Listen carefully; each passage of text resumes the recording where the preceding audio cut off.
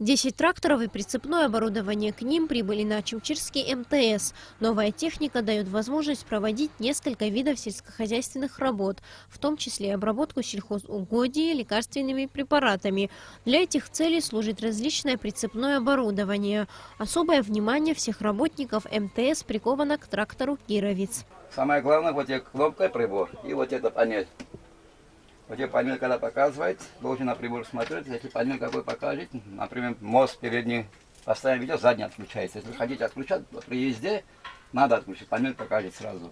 Каждая кнопка на табло выполняет определенные функции, которых здесь множество. На тракторе установлена автоматическая коробка передач. Внутри кабины есть кондиционер. Все это, безусловно, облегчает работу трактористов.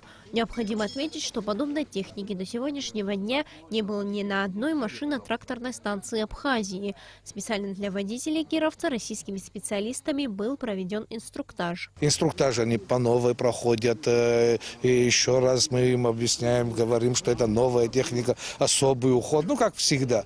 Но помимо этого, когда в Кировце, это специальные представители с России были, представители завода, которые обучили механизатора, показали, ну, провели полный инструктаж уже сами.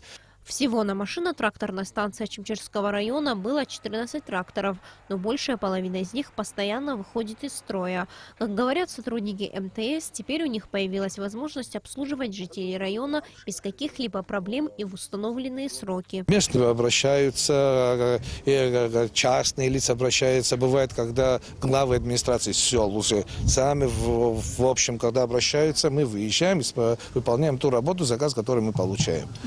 С появлением этой техники ваша ситуация? Нам не то, что чуть-чуть, намного и намного улучшится. Буквально она в разы изменит всю ситуацию. Потому что те башни, которые есть у нас в Ачимчирском районе, резервные, которые можно будет осваивать. На данный момент трактористы изучают новую технику, также подготавливают прицепное оборудование. Новые тракторы будут использоваться в пахотных работах уже в следующем году.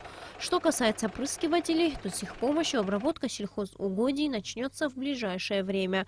Зария Смыр, Анатолий Маланья, Абхазское телевидение.